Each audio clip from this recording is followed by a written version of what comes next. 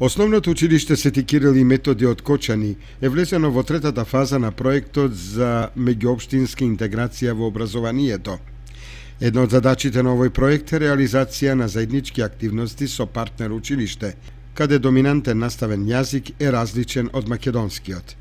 Партнер ново училиште е основното училиште Кирил и Методи од селото Канатларци Прилепско, каде доминантен наставен јазик е турскиот. Со добивањето на грантот за проектот за меѓуетничка интеграција во образованието од УСАИД, училиштето на 15 април во петокот ја реализира заедничката активност со учениците и наставниците од збратименото училиште.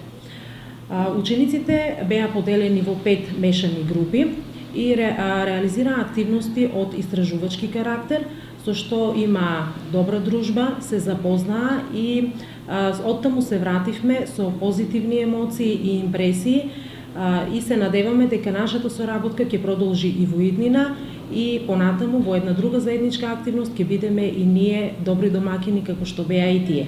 Бевме пречекани со турските обичаи при пречекување на гости, при што дел од наставниците и учениците беа облечени во турски носи, што ни остави особено добар впечаток и на тој начин ја запознавме ние и нивната традиција, култура и нивните обичаи.